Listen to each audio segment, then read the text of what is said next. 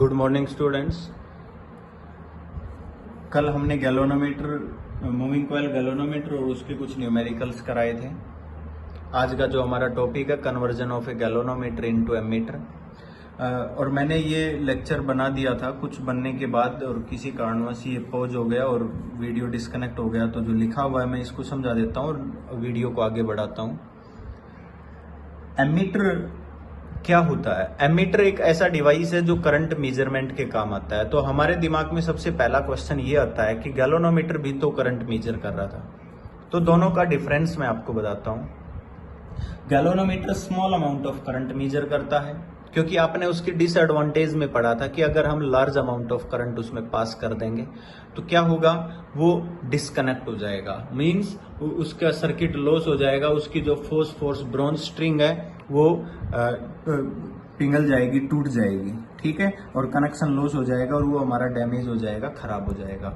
Ammeter एक ऐसा device है जो लार्ज अमाउंट ऑफ करंट का मेजरमेंट करता है। तो दोनों का डिफरेंस समझ आ गया होगा। अब दोनों ही करंट मेजरमेंट है, पर हम क्या पढ़ रहे हैं? हम पढ़ रहे हैं कि हम गैल्वेनोमीटर को ही एमीटर बनाना चाहते हैं। तो आपने ध्यान से समझना है कि हम कैसे बनाएंगे। तो सर्किट मैंने जो बनाया था, मैंने ये कहा था कि हम क्या करते हैं कि हम एक गैल्वेनोमीटर को एक सर्किट में कनेक्ट करते हैं और गैल्वेनोमीटर के पैरेलल में एक शंट जोड़ देते हैं। शंट का मतलब मैंने आपसे बताया था, अनदर वे मीन्स दूसरा रास्ता।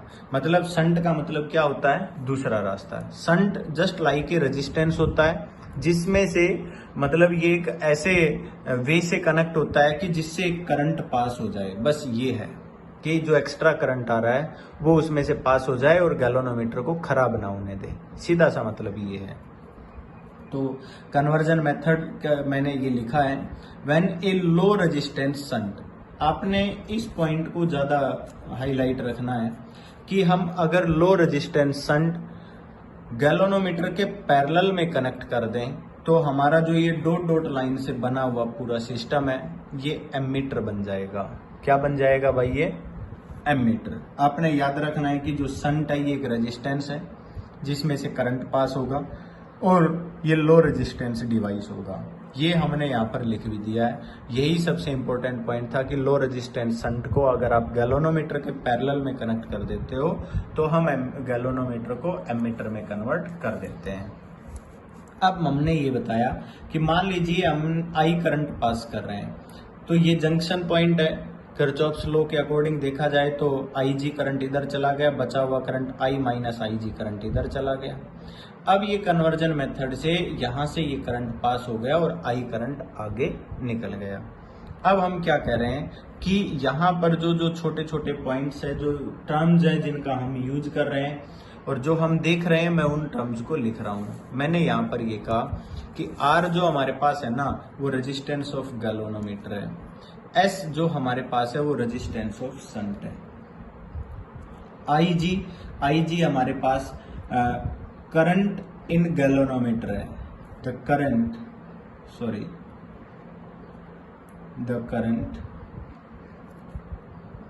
with which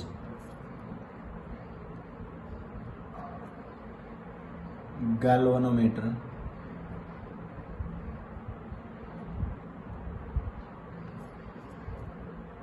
shows, या जो गैल्वेनोमीटर के अंदर जा रहा है, पास हो रहा है, ठीक है। उसके बाद आई माइनस आई जी किस में जा रहा है बेटा? आई minus I G current through shunt.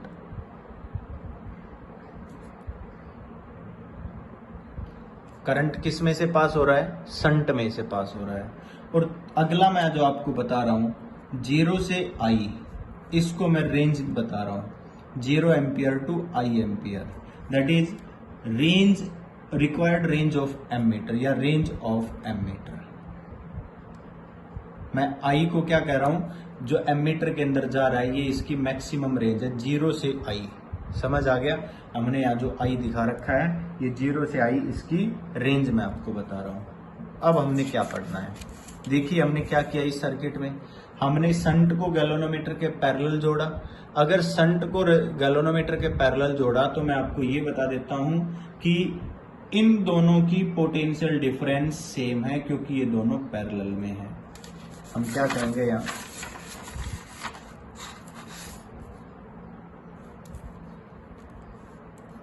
देखिए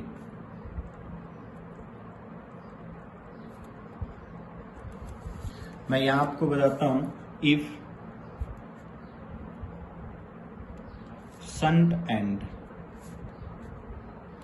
galvanometer are in parallel, then अगर शंट और गैल्वेनोमीटर दोनों एक दूसरे के पैरेलल में हैं, अगर ये दोनों एक दूसरे के पैरेलल में हैं, potential difference across shunt is equal to potential difference across galvanometer. दोनों की पोटेंशियल डिफरेंस क्या हो जाएगी, सेम। आप यहां पर देखिए भाई, इसमें पोटेंशियल डिफरेंस क्या होगी, current multiply by resistance. Resistance हमने क्या कह दिया, करंट क्या कह दिया IG, और रेजिस्टेंस क्या कह दिया G, which is equal to, यहां पर पोटेंशियल डिफरेंस क्या होगी, करंट मल्टीप्लाई बाय रेजिस्टेंस। मतलब आप क्या लिखेंगे, I माइनस IG इंटू क्या लिख दिया हमने, S लिख दिया। हम यहां से मान लीजिए S की वैल्यू निकालते हैं, शंट रेजिस्टेंस की वैल्यू निकालते हैं, तो क्या हो जाएगा हमारे पास IG upon I minus IG multiply by S is equal to G। बिल्कुल सही है,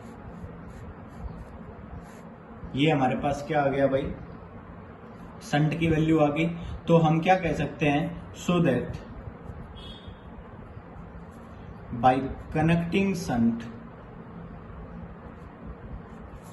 low resistance shunt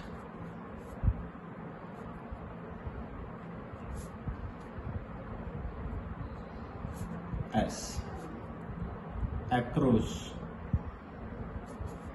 the galvanometer, we get ammeter of desired range।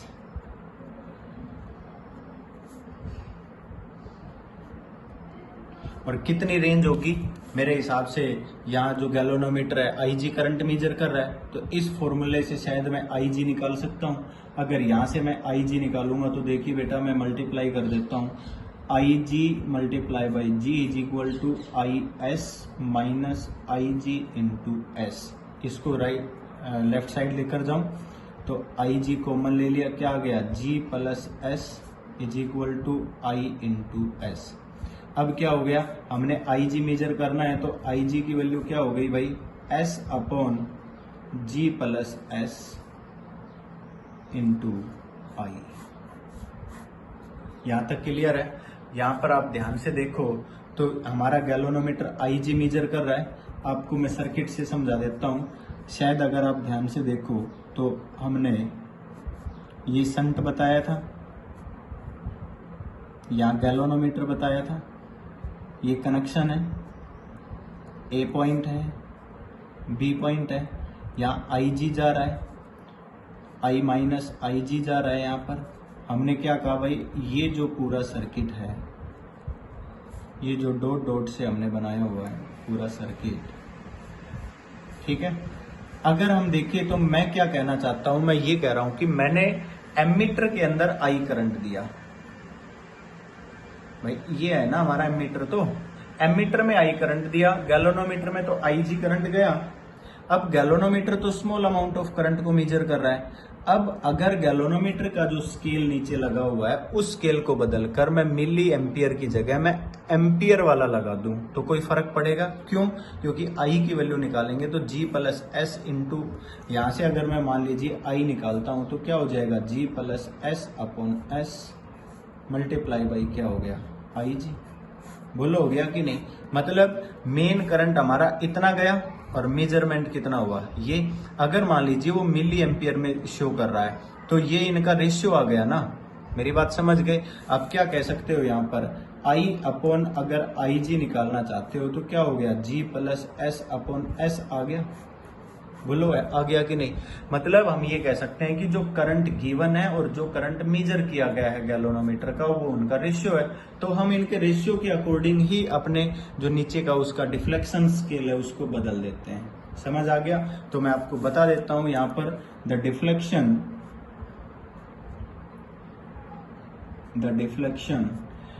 In galvanometer is proportional to IG। ये ध्यान रखना, जो डिफ्लेक्शन है वो IG के क्या हो जाएगी, प्रोपोर्शनल हो जाएगी, एंड हेंस I, जो I हमारा करंट है उसके भी प्रोपोर्शनल हो जाएगा। Then scale can be graduated to read the value of current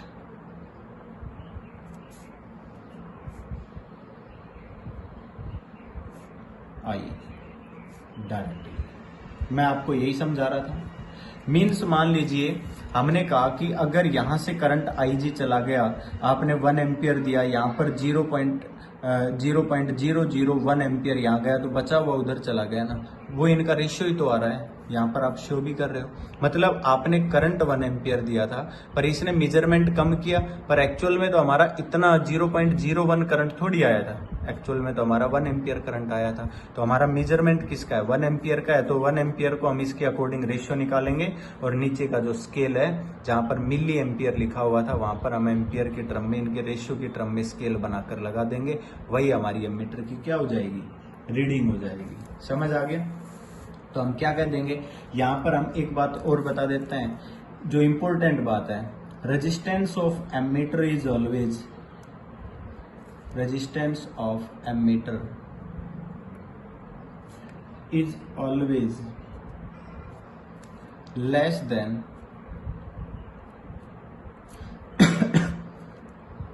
resistance of shunt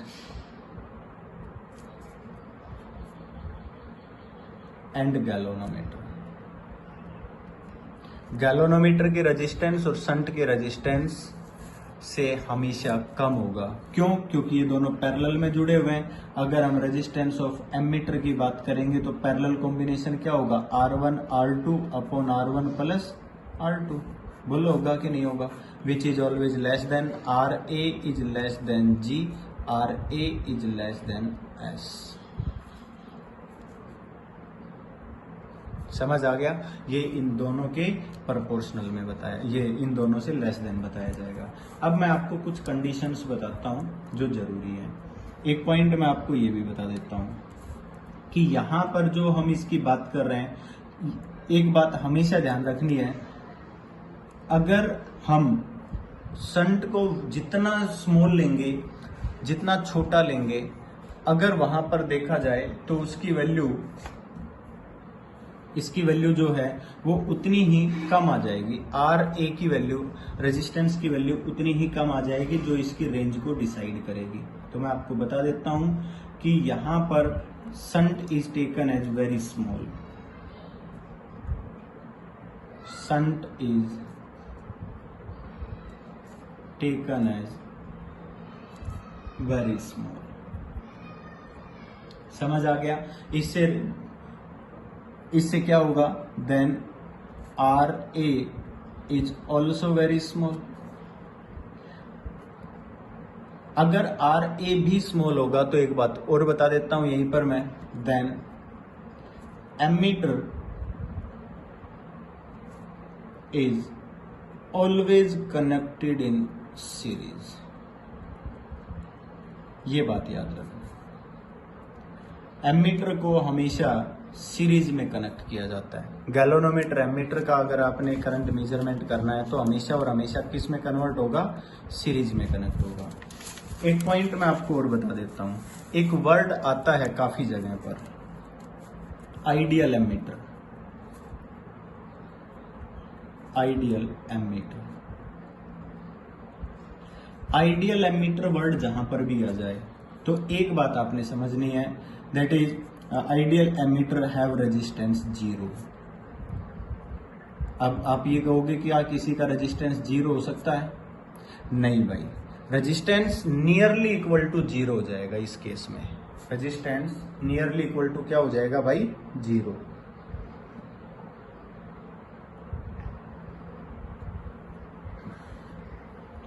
अब अगला पॉइंट, अगर हमने हायर रेंज ऑफ एमीटर निकालना है तो हम क्या करेंगे? जितनी लोअर वैल्यू हो सके उतनी लोअर वैल्यू शंट की ऐड करेंगे। अगर हमने थोड़ी सी कम रेंज करनी है तो हम हाई वैल्यू रिक्वायर कर देंगे। समझ आ गया?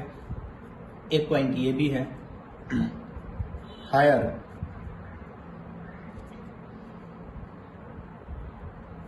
Range of ammeter to be prepaid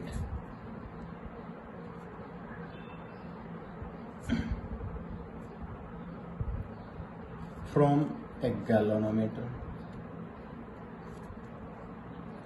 by connecting lower value of shunt। समझ आ गया? क्लियर है? अगर आपने हायर रेंज एमीटर की निकालनी है तो उतना ही कम वैल्यू का शंट आपने लगाना होगा। अगर आपने एमीटर की लोअर रेंज लगानी है तो यहीं पर लिख देते हैं एंड वाइस वर्सा, इसका अपोजिट कर देना। उसके बाद अगर मान लीजिए यहां पर अगर फॉर्मूला आप ध्यान से देखते हो, इस फॉर्मूले के अकॉर्डिंग अगर आपने रेंज को चेंज करना है तो आप रेंज को केवल और केवल इंक्रीज कर सकते हो, डिक्रीज नहीं, क्योंकि पैरेलल कनेक्शन है। पहले ही इसकी जो वैल्यू है आर ए की जो वैल्यू है वो वेरी स्मॉल आ रही है। अगर आप एस का वेरिएशन करते हो तो इसमें बहुत ज्यादा चेंज नहीं आएगा, बट ये कह सकता है कि जितना भी चेंज आएगा वो केवल और केवल उसकी रेंज को इंक्रीज करेगा। मतलब आप ये कह सकते हो रेंज ऑफ एमीटर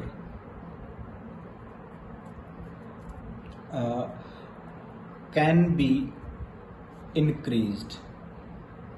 आप उसकी रेंज को इंक्रीज कर सकते हो, but it can not be decreased. आप उसकी रेंज को डिक्रीज नहीं कर सकते। समझ आ गया होगा? तो ये हमने क्या बताया भाई आपसे, वोल्ट एमीटर को गैल्वेनोमीटर को एमीटर में कन्वर्ट किया है। अगला जो हमारा टॉपिक है conversion of galvanometer into volt meter. Conversion of a galvanometer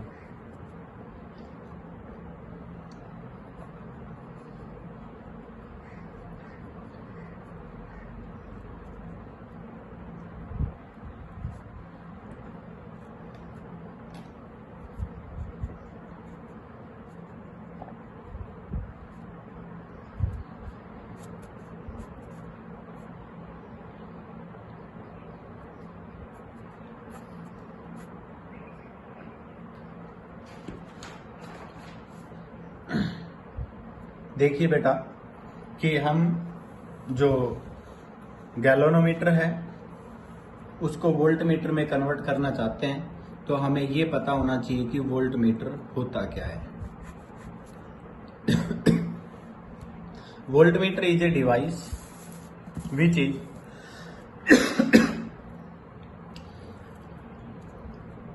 measure potential difference between two terminals.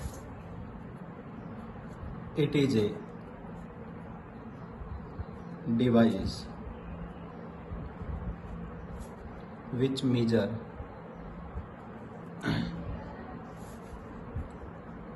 potential difference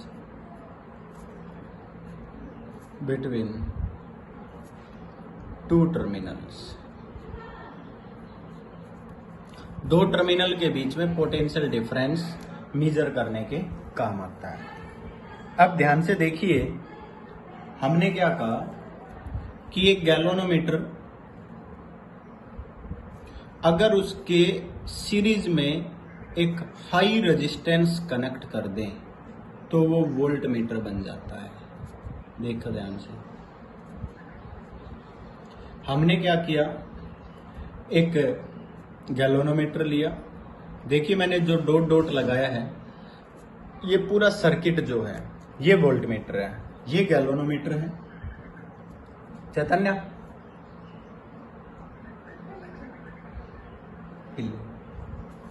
ये आर रेजिस्टेंस है और ये गैल्वेनोमीटर है। आर हमारे पास हाई रेजिस्टेंस डिवाइस है। क्या है आर हमारे पास? High resistance device. एक बात ध्यान से समझिए, मैं आपको यहां बताता हूं। अगर कन्वर्जन मेथड की बात करें तो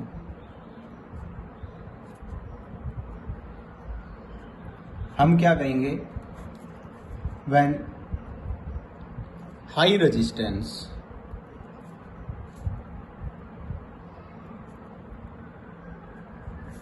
is connected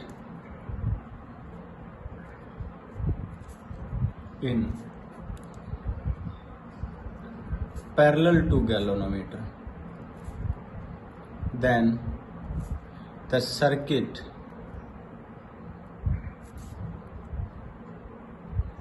makes a voltmeter।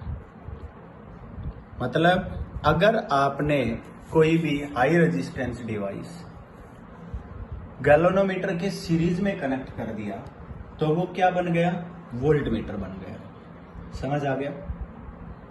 एक बात ध्यान रखनी है कि जो पिछला हमने पॉइंट पढ़ा था, पिछले जो वो पढ़े थे, यहां पर हम लिख सकते हैं ये पूरा वोल्टमीटर है। आर हमारे पास क्या है? High resistance device, high resistance. Clear? अब यहां पर सीरीज कनेक्शन है। बेटा सीरीज कनेक्शन है, मैंने कह दिया कि गैल्वेनोमीटर में तो आईजी करंट ही जा सकता है, उससे ज्यादा तो जाएगा तो गैल्वेनोमीटर खराब हो जाएगा।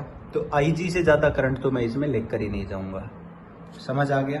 क्योंकि ये डैमेज हो जाएगा आईजी से ज्यादा करंट पास हुआ तो, क्योंकि ये small amount of current measurement device है। हमने क्या कहा, ये आर रेजिस्टेंस है। ये मैं कहता हूं कि मान लीजिए ये ए पॉइंट है, ये बी पॉइंट है, यहां पर पोटेंशियल VA है, यहां पर पोटेंशियल VB U। तो ये पोटेंशियल कितनी मेजर कर रहा है? VA minus VB। अब मान लीजिए वोल्टमीटर और पोटेंशियल का मेजरमेंट कर रहा है, VA माइनस VB को आप VB कह सकते हो। क्लियर है? अब एक बात ध्यान से समझनी है भाई, वो तो लिखने की जरूरत नहीं होगी, ये चलो लिख ही देता है। रेजिस्टेंस ऑफ गैल्वेनोमीटर, ठीक है। आर हमारे पास क्या है? High resistance device, high resistance. और आईजी हमारे पास क्या है? Galvanometer current. आईजी हमारे पास क्या है भाई? गैल्वेनोमीटर करंट हो गया, मतलब जो ये फुल स्केल मेजरमेंट जो दे रहा है वही है गैल्वेनोमीटर करंट फुल स्केल। ये जितनी भी स्केल पर शो करेगा फुल स्केल डिफ्लेक्शन शो करेगा, ये बता देते हैं। उसके बाद हम क्या कह देते हैं भाई? 0 से V range of voltmeter, 0 volt और V volt, range of voltmeter. Clear है? हमने इसकी रेंज बता दी 0 से V। अब देखिए here G and R connected in series. ये दोनों किस में कनेक्ट है भाई? सीरीज में कनेक्ट है।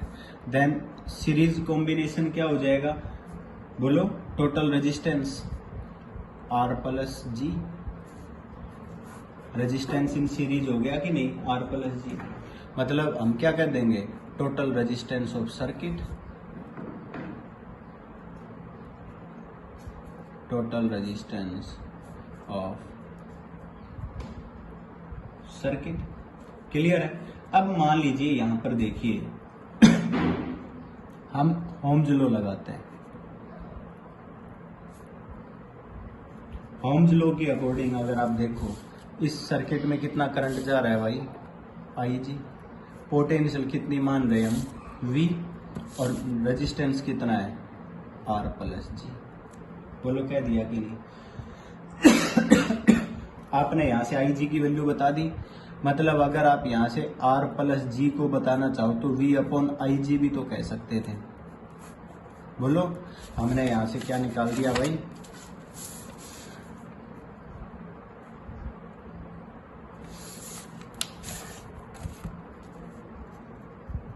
देखिए हमने यहां से R की वैल्यू निकाल दी, हाई रेजिस्टेंस डिवाइस क्या आ गया V अपॉन IG माइनस जी। अब आपने जो हाई रेजिस्टेंस डिवाइस जोड़ना है R, मतलब अगर आप इसको सीरीज में कनेक्ट करोगे तो गैल्वेनोमीटर एक डिजायर रेंज का बन जाएगा। अगर आप इस R को कम ज्यादा करोगे तो इसकी वोल्टेज का जो मेजरमेंट होगा वो भी कम और ज्यादा हो जाएगा। देखिए IG करंट हम उससे ज्यादा दे नहीं सकते, कांस्टेंट है। G गैल्वेनोमीटर का रेजिस्टेंस है वो कांस्टेंट है, तो जो R है और V है इन दोनों का डायरेक्ट रिलेशन आ गया। मतलब अगर आपने जितना हाई जोड़ा तो V उतना ही ज्यादा हो जाएगा, उतना ही अच्छा मेजरमेंट करेगा, उसकी रेंज बढ़ जाएगी। अगर आप R को कम कर दोगे तो V की रेंज भी कम हो जाएगी। मतलब हम क्या कह सकते हैं यहाँ, so that A high resistance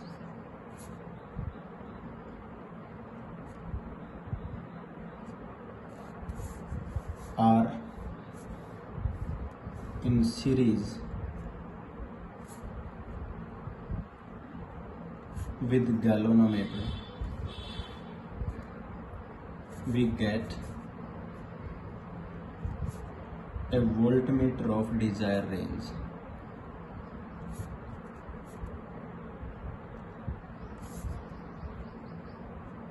समझ आ गया होगा कि जो R हम कनेक्ट कर रहे हैं ना सीरीज में, वो हमें वोल्ट मीटर की जो वैल्यू, वोल्ट मीटर की जो रेंज है, क्योंकि हमने क्या कहा था 0 से V रेंज है ना भाई, तो V रेंज को डिसाइड करने वाला कौन है R, क्योंकि IG कांस्टेंट और G कांस्टेंट, ये तो दोनों कांस्टेंट ही हैं। आपने क्या किया R इंक्रीज कर दिया तो V ऑटोमेटिक क्या हो जाएगा, इंक्रीज हो जाएगा। मतलब हम यहाँ पर ये भी कह सकते हैं कि आप R की वैल्यू को अगर आप चेंज करो तो उसकी वजह से हम R की वैल्यू को इंक्रीज और डिक्रीज करो तो V की वैल्यू को हम इंक्रीज और डिक्रीज दोनों कर सकते हैं। मतलब हम ये भी कह सकते हैं range of voltmeter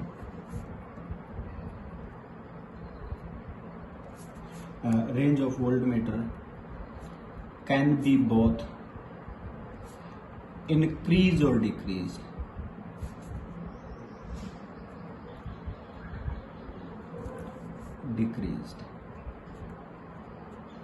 by changing value of R। ये मोस्ट इंपॉर्टेंट पॉइंट है, क्योंकि हमने पिछले में क्या बताया था, एमीटर की वैल्यू रेंज को आप केवल बढ़ा सकते हो, कम नहीं कर सकते, पर इसमें इसकी रेंज को आप इंक्रीज भी कर सकते हो और डिक्रीज भी कर सकते हो। ये मोस्ट इंपॉर्टेंट पॉइंट है जो आपने याद रखना है। समझ आ गया। अब एक पॉइंट और बता देता हूं मैं, यहीं पर अगर मान लीजिए अगर आप ये कहते हो कि हाई रेजिस्टेंस एक वोल्टमीटर है और उसका रेजिस्टेंस की बात करते हैं, रेजिस्टेंस ऑफ वोल्टमीटर क्या है R plus G, which is greater than, आप ये कह सकते हो कि ग्रेटर देन जी कह सकते हो। गैल्वेनोमीटर से तो बहुत ज्यादा हो गया, क्योंकि R हमने क्या जोड़ा था, हाई रेजिस्टेंस। अगर ये इतना ज्यादा है तो हमेशा ध्यान रखना होगा कि इसको हमेशा और हमेशा पैरेलल में कनेक्ट किया जाएगा। किस में कनेक्ट किया जाएगा भाई, पैरेलल के अंदर कनेक्ट किया जाएगा। मतलब हम क्या कहेंगे, then it is always connected in parallel with circuit. अगर आपने इसको सर्किट में कनेक्ट कर दिया तो ये तो करंट को ब्लॉक कर देगा, क्योंकि इस रेजिस्टेंस की वैल्यू तो बहुत ज्यादा हो गई, वेरी वेरी हाई। समझ आ गया, इसका रेजिस्टेंस हाई होता है, मींस आप ये कह सकते हो हाई रेजिस्टेंस। अब एक बात और बता देते हैं, जिस तरह आइडियल एमीटर पढ़ा था इसी तरह आइडियल वोल्टमीटर होता है. If resistance of voltmeter is very high, that is infinite, this type of voltmeter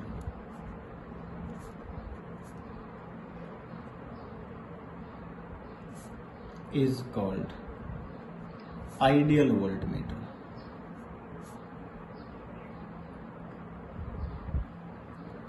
इस तरह के वोल्टमीटर को क्या बोलते हैं हम? आइडियल वोल्टमीटर बोलते हैं. समझ आ गया? मतलब हम वेरी हाई का मतलब है कि इसके कंपैरिजन में बहुत ज्यादा है, तो हम इनकी वैल्यू को इनफाइनाइट समझ लेंगे. इसके रेस्पेक्ट में बहुत ज्यादा है. समझ आ गया? तो हम लगभग उसको इनफाइनाइट बोलते हैं. और ये पूछा भी जाता है कि आइडियल वोल्टमीटर का रेजिस्टेंस कितना होता है, तो हम इनफाइनाइट ही लिखेंगे. मेरी बात समझ गए? वेरी हाई तो बताएंगे ही, बट हम क्या लिखेंगे? इनफाइनाइट लिखेंगे कि हम उसका रेजिस्टेंस इनफाइनाइट मानते हैं. Ideal voltmeter should have infinite resistance. ये आपने याद रखना है. समझ आ गया? चलो.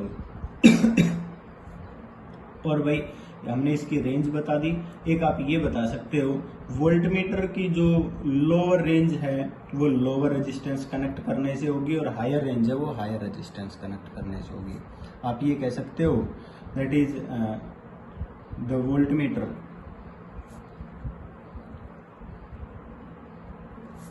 of lower range has a lower resistance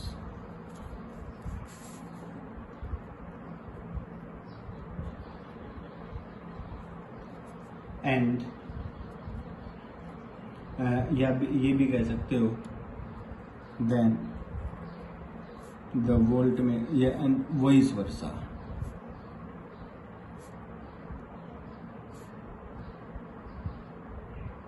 ठीक है. हायर रेजिस्टेंस होगा तो हायर रेंज हो जाएगी, लोअर रेजिस्टेंस कनेक्ट किया तो लोअर रेंज हो जाएगी. तो मेरे हिसाब से यही पॉइंट्स थे जो ज़्यादा ज़रूरी थे, जिनके बारे में बताना ज़रूरी था.